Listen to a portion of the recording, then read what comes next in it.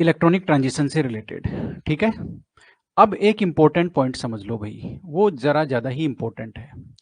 वो पॉइंट ये है कि आपने रेडिएशन डाल दी मॉलिक्यूल के ऊपर, फोटोकेमिकल रिएक्शन करा रहे हो, रेडिएशन आपको डालनी पड़ेगी, रेडिएशन आपने डाल दी सुटेबल फ्रीक्वेंसी की, ठीक है।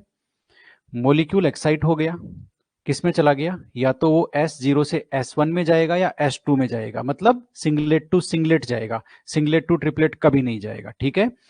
एक्साइटेड स्टेट में वो चला गया, या तो S2 में चला गया या S1 में चला गया, ठीक है। उसके बाद उसका क्या हुआ, एक मॉलिक्यूल जब एक्साइटेड स्टेट प्राप्त कर लेता है, उसके बाद उसका फ्यूचर क्या है, उसका भविष्य क्या है, वो किस किस जो स्टेप है, किस किस कौन सी स्टेट में वो कन्वर्ट हो सकता है ना। क्या क्या पॉसिबिलिटीज हैं उनको एक डायग्राम से दिखाते हैं बेसिकली, ठीक है। वो आपका जेबलॉन्स की डायग्राम है। तो अब हम लोग जेबलॉन्स की डायग्राम में जो फोटोफिजिकल प्रोसेस हैं आपके, ठीक है, उनको हम लोग देखने वाले हैं कि एक मॉलिक्यूल जब एक्साइटेड स्टेट में आ जाता है, उसके बाद उसका फ्यूचर क्या है, वो कहाँ कहाँ कैसे कैसे कौन कौन सी स्टेट में कन्वर्ट हो सकता है, वापस कैसे ग्राउंड स्टेट में आ सकता है, ये सारी चीजें हम लोग देखने वाले हैं, ठीक है ना। तो अब आप लोग हेडिंग लगाएंगे नया सा। अब मुझे लग रहा है कि मैं लिख लेता कुछ और तो ज्यादा फायदे में रहता, क्योंकि ये अब टाइम ज्यादा खा रहा है। कोई बात नहीं, कितना टाइम हो गया भाई, टाइम क्या, ये कितना पॉइंट हो गया, 5 हो गया, छठा 6, ओके 6। लिखो फटाफट, हेडिंग लिखो, the fate of excited molecule. यानी कि फेट का मतलब समझ गए ना, भविष्य, एक्साइटेड मोलिक्यूल का क्या भविष्य है, वो कैसे कैसे हुआ, ठीक है, किस किस में कन्वर्ट हुआ। और इसको क्या लिख सकते हैं, और इसको टॉपिक को हम लोग लिख सकते हैं जेबलॉन्स की डायग्राम,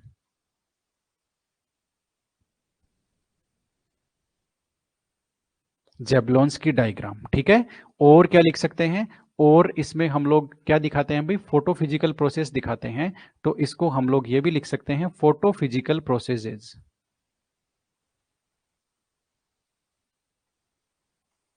ये लो, क्या क्या फोटोफिजिकल प्रोसेस होते हैं जब एक मॉलिक्यूल एक्साइट हो जाता है उसके बाद में। तो फेट का मतलब आप समझ गए ना, कि उसका भविष्य क्या, फ्यूचर क्या है उसका। एक्साइटेड तो हो गया वो, अब क्या क्या होगा उसके साथ में, ठीक है। इसके लिए एक डायग्राम फटाफट से बना लेते हैं। मैं वो डायग्राम बनाया नहीं लाऊंगा, आपके सामने ही बना देता हूँ, ताकि क्या बोलते हैं, थोड़ा सा रियलिटी आए क्लास में। तो इसके लिए एक लाइन खींचनी पड़ेगी, लाइन तो हमारे पास, सीधी लाइन खींचने के लिए हमारे पास काफी अच्छे साधन हैं, ठीक है। तो ये मैंने एक बनाया है, उसके बाद मैंने कोशिश करी है यहाँ पर पे एक दूसरा लेवल ड्रॉ करने की, और उसके बाद में यहाँ पर पे एक तीसरा लेवल ड्रॉ करने की, ठीक है। उसके बाद में यहाँ पर पे एक चौथा लेवल लेवल मैंने ड्रॉ किया है। इसको मैं थोड़ा सा आपके ऊपर लेके जाऊंगा, ये लीजिए, ये सुविधा भी हमारे पास है, ये लीजिए, ठीक है। इसको लंबा करना है, कर लीजिए, ओके। अब इतनी बातें हो गई, अब फटाफट से देख लीजिए मैं करने क्या जा रहा हूं, मैं पहले आपको बता देता हूं। देखो, एक मॉलिक्यूल में इलेक्ट्रॉनिक एनर्जी लेवल होते हैं, ठीक है ना। इलेक्ट्रॉनिक एनर्जी लेवल में भी कई स्टेट्स होती हैं, स्पिन स्टेट, ठीक है ना। जैसे स्पिन स्टेट तो हो गई आपकी सिंगलेट और ट्रिपलेट, ये तो आपकी स्पिन स्टेट है। और इलेक्ट्रॉनिक स्टेट क्या हो गई, इलेक्ट्रॉनिक स्टेट हो गई उसके इलेक्ट्रॉनिक एनर्जी लेवल, ठीक है। एक इलेक्ट्रॉनिक एनर्जी लेवल होता है, उसमें वाइब्रेशनल एनर्जी लेवल और रोटेशनल एनर्जी लेवल भी होते हैं, यानी कि उनका एनर्जी गैप कम होता है। तो जब भी एक इलेक्ट्रॉनिक एनर्जी लेवल ड्रॉ करते हैं, उसके साथ साथ उसमें जो वाइब्रेशनल एनर्जी लेवल है और जो रोटेशनल एनर्जी लेवल है वो भी ड्रॉ करते हैं, ठीक है। तो मैं डिफरेंट स्टेट्स ड्रॉ करने वाला हूं। ग्राउंड स्टेट ड्रॉ करूंगा S0 जिसको बोलेंगे, फिर वहां से इलेक्ट्रॉन जा सकता है S1 में, एक्साइटेड स्टेट होगी वो सिंगलेट S1 होगा। फिर मैं ड्रॉ करूंगा सिंगलेट की S2, भाई एक देखो, सिंगलेट S1 S2 S3 कितनी भी हो सकती है, इसका कोई अंत नहीं है।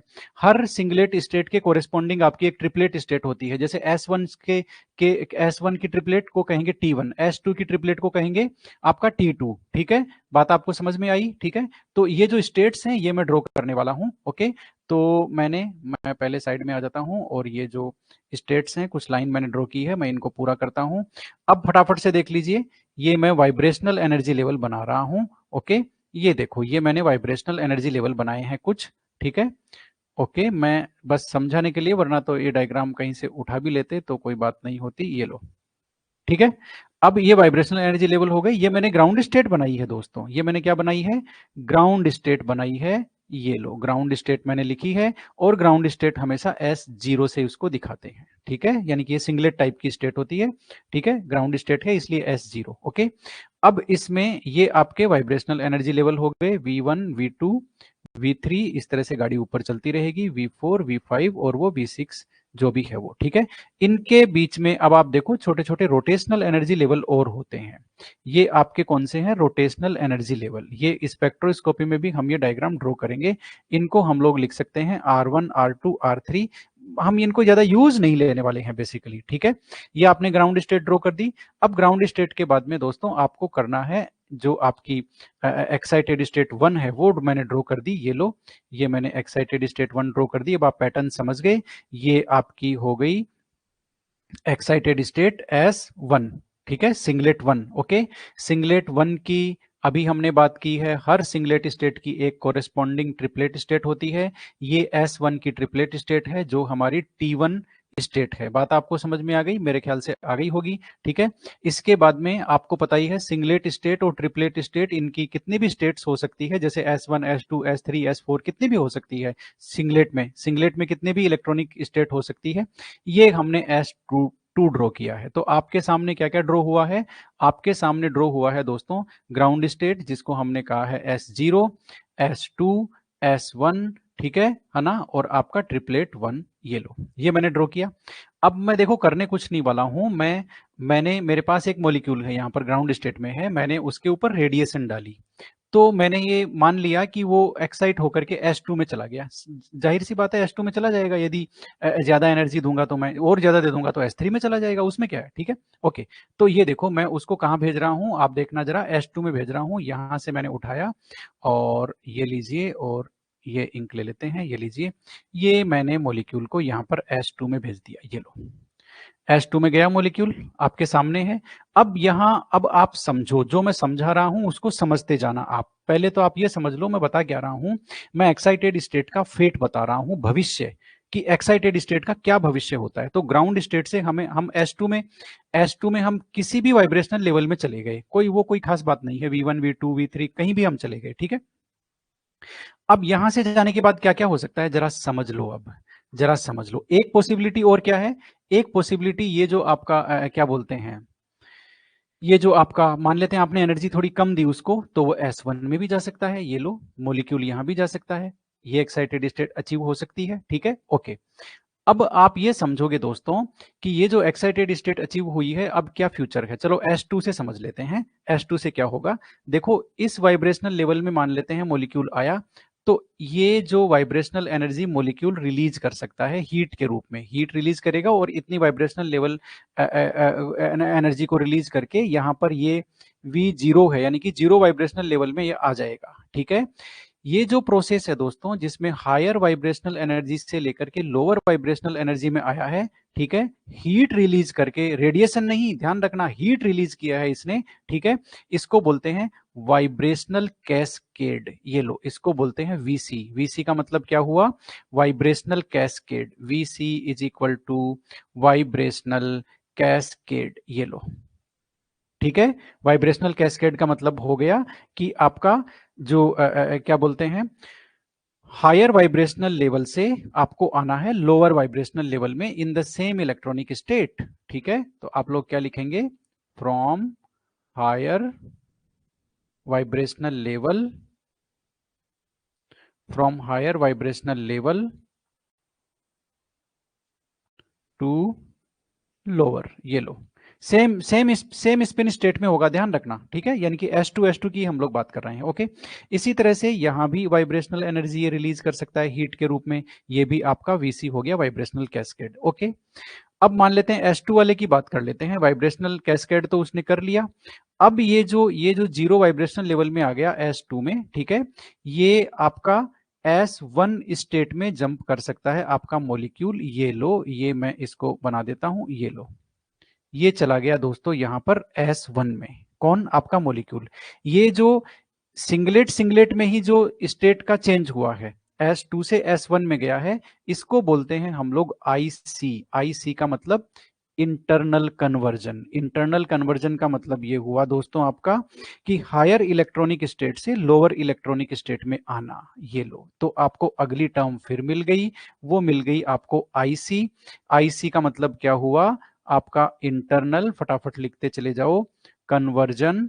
इंटरनल कन्वर्जन में क्या हुआ, from higher electronic state, higher electronic state to आपका लोअर इलेक्ट्रॉनिक स्टेट। ये लो, इलेक्ट्रॉनिक स्टेट, ये आपने कन्वर्जन किया, उसको बोलते हैं आईसी। अब ध्यान रखना, ये भी आपका नॉन रेडिएटिव प्रोसेस है, इसमें भी आपकी रेडिएशन रिलीज नहीं हुई है।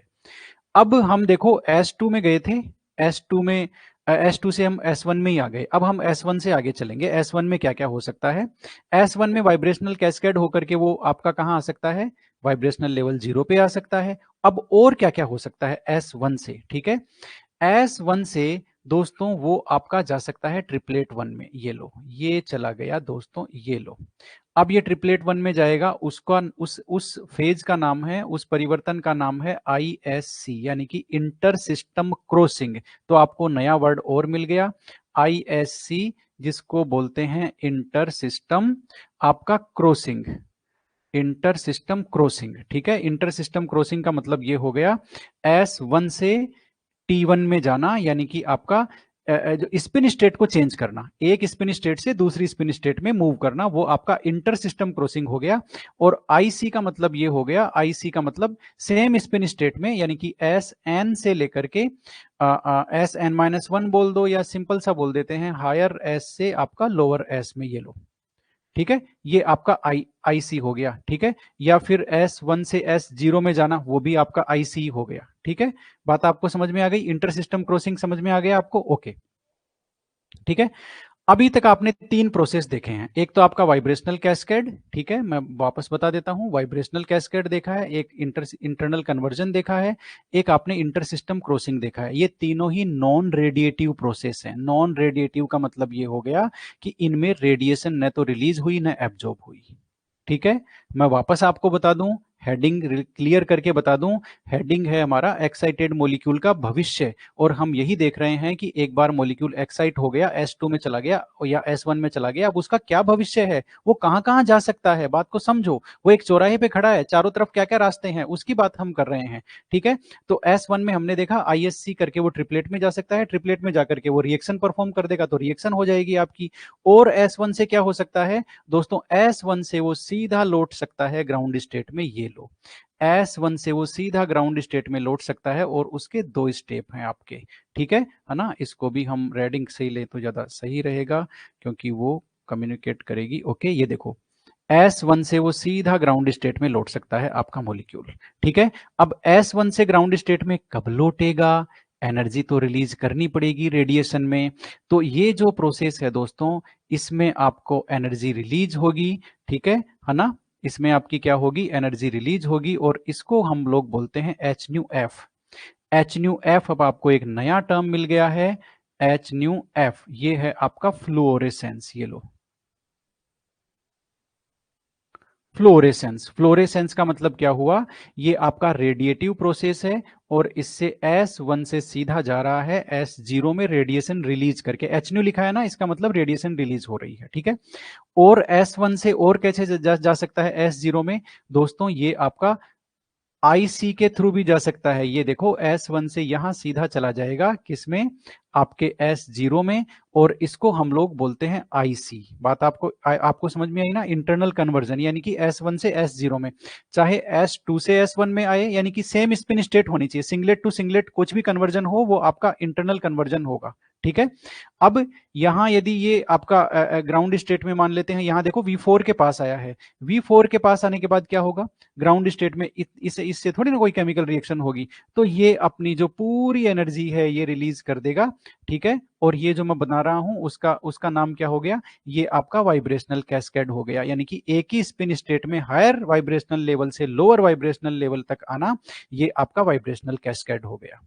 इतनी बातें समझ में आपको आई, तो आपने देखा एक्साइटेड स्टेट S2 का क्या फ्यूचर है, S1 में जा सकता है वो। ठीक है, उसके बाद में सीधा S1 का एक ISC हो गया, और S1 वापस ग्राउंड स्टेट में भी लौट सकता है, रेडिएटिव प्रोसेस से भी लौट सकता है, नॉन रेडिएटिव प्रोसेस से भी लौट सकता है। नॉन रेडिएटिव आपका IC हो गया, रेडिएटिव आपका कौन सा हो गया, फ्लोरेसेंस HNF। ओके, अब जो इंपॉर्टेंट था कौन, आपका ट्रिपलेट, उसकी बात कर लेते हैं। ठीक है, ट्रिपलेट स्टेट में आप देखो इस वाइब्रेशनल लेवल में आया, इससे पहले तो ये नीचे वाले वाइब्रेशनल लेवल में आ सकता है, जिसको वाइब्रेशनल कैस्केड बोलेंगे। ठीक है, ओके, वाइब्रेशनल लेवल सबसे नीचे वाला आ गया, जिसको हम लोग न्यू जीरो बोलते हैं। ओके, अच्छी बात है। इस स्टेट में, ट्रिपलेट स्टेट में, या तो केमिकल रिएक्शन होगा, या यदि इसको केमिकल रिएक्शन नहीं होना तो ये भी कहां लौट जाएगी, सीधी आपकी कहां लौटेगी दोस्तों, ये लौटेगी आपकी ग्राउंड स्टेट में। ये लो, बात आपको समझ में आई। और अब ग्राउंड स्टेट में लौटने के लिए इसको एनर्जी तो रिलीज करनी पड़ेगी ना, रेडिएशन रिलीज करनी पड़ेगी, बात को समझो। तो ये जो रेडिएशन रिलीज होगी उसको हम लोग बोलते हैं दोस्तों आपका एच न्यू पी। अब आपका हो गया पी क्या बोल करके, तो पी है आपका फोस्फोरेसेंस। ये लो एच न्यू और पी, यानी कि आपका फोस्फोरेसेंस, फोस्फोरेसेंस। अब जो फोस्फोरेसेंस है, ये दोनों आपके रेडिएटिव प्रोसेस हैं। समझ लो बात को समझ लो। देखो एक चीज और बताऊं मैं, ये जो S0 से S1 और S2 पे जा रहा है ना, वहां भी आपका एच न्यू लिखा जाएगा। ये लो, क्योंकि एच न्यू एब्जॉर्ब हुआ तभी तो वहां पहुंचा वो, तो रेडिएशन इन दोनों में एब्जॉर्ब हो रहा है। और आपका जो F है फ्लोरेसेंस और फोस्फोरेसेंस है, उसमें रेडिएशन रिलीज हो रहा है। ठीक है, अब बात इसमें क्या है, सवाल इसमें क्या आता है, सवाल इसमें आता है, एक तो ये कई बार ये पूछ लेते हैं कि एक्साइटेड मॉलिक्यूल का जो फेट है वो कौन से डायग्राम से दिखाते हैं, जेबलोंस्की से, कई बार आ गया ये। दूसरा ये पूछते हैं कि जेबलोंस्की डायग्राम में हम कौन से प्रोसेस का उल्लेख करते हैं, वो आपका है फोटोफिजिकल प्रोसेस। ठीक है, ओके। तीसरा, इन सारी टर्म का मीनिंग, इन सारी टर्म्स का मीनिंग, इनका मीनिंग क्या है। ठीक है ना, कि S1 से S0 में जाना फ्लोरेसेंस होता है, फोस्फोरेसेंस होता है, इंटर सिस्टम क्रॉसिंग होता है, इंटरनल कन्वर्जन होता है, क्या होता है, इसको आप बहुत आराम से समझ सकते हैं। वाइब्रेशनल कैस्केड का मतलब हो गया एक ही स्पिन स्टेट में हायर वाइब्रेशनल लेवल से लोअर में। आप देख लो वीसी हमने सब जगह कराया है। ठीक है, इंटरनल कन्वर्जन का मतलब हो गया इंटरनल, यानी कि घर के अंदर इंटरनल मामला। हम कहते हैं ना भाई ये तो उनका इंटरनल मामला है, आप क्यों बोल रहे हो। ठीक है, तो इसलिए इंटरनल यानी कि उनका खुद का, यानी कि एक ही स्पिन स्टेट का मामला है, यानी कि एक ही स्पिन स्टेट, यानी कि सिंगलेट टू सिंगलेट कोई भी कन्वर्जन हो रहा है वो आपका इंटरनल कन्वर्जन में आएगा। ट्रिपलेट टू ट्रिपलेट कुछ भी हो रहा है वो भी इंटरनल कन्वर्जन में आएगा, लेकिन ट्रिपलेट टू ट्रिपलेट का हमारे यहाँ कोई मीनिंग नहीं है। सिंगलेट टू सिंगलेट हो रहा है, हमने S1 S2 से S1 में कराया, S1 से S0 में कराया, ये सारा नॉन रेडिएटिव प्रोसेस है। ठीक है, ओके, नॉन रेडिएटिव का मतलब रेडिएशन रिलीज नहीं हो रही। ISC का मतलब है inter system crossing. Inter system crossing का मतलब एक सिस्टम से दूसरे सिस्टम में क्रॉसिंग करना, एक स्पिन स्टेट से दूसरी स्पिन स्टेट में क्रॉसिंग करना, यानी कि सिंगलेट से ट्रिपलेट में जाना, वो आपका हो गया ISC। फ्लोरोसेंस और फोस्फोरेसेंस आपने देख लिया, फोस्फोरेसेंस आपका क्या हो गया, T1 से लेकर के वो आ गया किसमें, S0 में। इतनी बात क्लियर हो गई। ओके, ये सारी चीजें मुझे लगता है आपको समझ में आ गई। तो ये जो फोस्फोरेसेंस है, ये बेसिकली स्पिन फॉरबिडन प्रोसेस है। क्या है ये, स्पिन फॉरबिडन प्रोसेस है। ये लो, क्योंकि आप तो जानते ही है ना, स्पिन चेंज नहीं होना चाहिए, है ना, तो यहां तो ट्रिपलेट से आपका क्या हो रहा है, आपका क्या हो रहा है, सिंगलेट में जा रहा है, तो ये आपका स्पिन फॉरबिडन प्रोसेस हो गया, और इसीलिए आपका ये स्लो प्रोसेस होता है। ये लो, इतनी बातें क्लियर हो गई। अब मुझे लगता है आपको एक एक्साइटेड मॉलिक्यूल का भविष्य क्या है वो समझ में आ गया है, कि एक मॉलिक्यूल एक्साइटेड होने के बाद में उसका क्या क्या हो सकता है, उसकी एनर्जी कहां कहां जा सकती है, वो किस किस में कन्वर्ट हो सकता है। ठीक है, और इसमें इंपॉर्टेंट क्या था इस डायग्राम में, इसमें इंपॉर्टेंट था आपका रेडिएटिव प्रोसेस कौन से हैं और नॉन रेडिएटिव प्रोसेस कौन से हैं, वो फटाफट से लिख लो। ये एक बार पूछा हुआ है RPSC ने, इसीलिए हमने इसको अलग ले रहे हैं, साथ में नहीं लिया। रेडिएटिव प्रोसेस और आपके नॉन रेडिएटिव, अब आप खुद ही लिखोगे इनको, मैं नहीं लिखूंगा, आप खुद लिख लो भाई, मैंने तो बता दिया। रेडिएटिव और नॉन रेडिएटिव, जहां पर रेडिएशन कहाँ रिलीज हो रही है, यूज हो रही है, वो आपका रेडिएटिव आ गया। रेडिएटिव आपका एच न्यू पी आ गया, और एच न्यू आपका एफ आ गया। ये आपके रेडिएटिव प्रोसेस हैं। ठीक है, नॉन रेडिएटिव प्रोसेस में आपका IC आ गया, इंटरनल कन्वर्जन, वाइब्रेशनल कैस्केड आ गया, और आपका ISC आ गया। ये तीनों क्या है आपके नॉन रेडिएटिव।